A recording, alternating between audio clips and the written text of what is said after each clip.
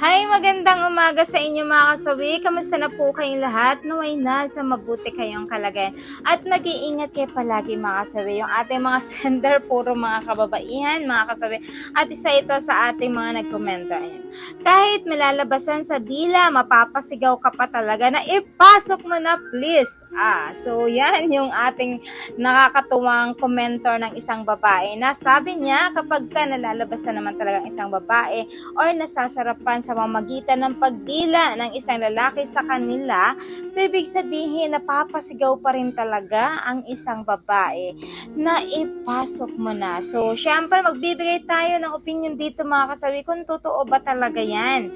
Syempre para sa akin mga kasawi, yes, totoo naman po yan. Kahit na ang isang babae ay nasatisfied ito or nasasarapan ito sa foreplay na ginagawa ng isang lalaki sa pamamagitan ng dila, lalo kapag ang isang lalaki ay magaling ito magdila sa mga bibengka ng isang babae, ay napipilyo ng isang babae na sobrang sarap. So doon nagkakaroon na talaga ang babae ay sobrang wet na wet sila. 'Di ba? Kung mapapansin nyo, hindi pa ito napapasok ang kuweba ng isang babae, pero ang isang babae, grabe na ang kanilang lawa-lawa sa kanilang mga bibengka.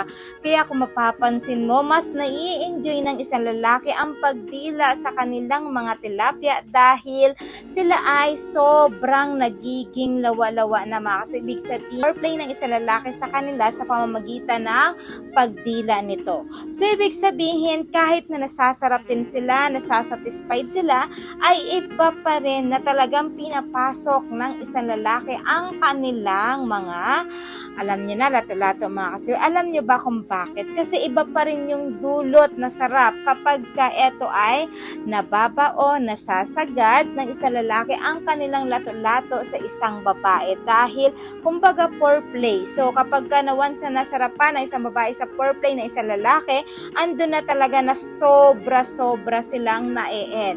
So, kapag gano'n na na-e-el ng isang babae, talagang makukurot ka at mapapasabi talaga, sige na, isagad mo na, ipasok mo na. So, ibig sabihin, malapit na ang isang babae na malalabasan. Kaya ka na niya, inuutusan na ipasok mo na ang iyong mga lato-lato sa kanyang bibengka para naman 100% na siyang malalabasan. So, dito na papasok yung sobrang L na siya mga kasawi. At nakuha mo na ang kanyang number 1 na kahinaan. So, yan lang po yun ang ibig sabihin ng mga kababaihan kung bakit gustong gusto na nila talaga na pinapasok after ng foreplay mga kasawi. Kaya sa mga kalalakihan, kung gusto nyo talaga na masatisfied ang inyong asawa, foreplay muna sabay pasok. So, para ma-enjoy ng isang babae ang inyong communication pagdating sa kama.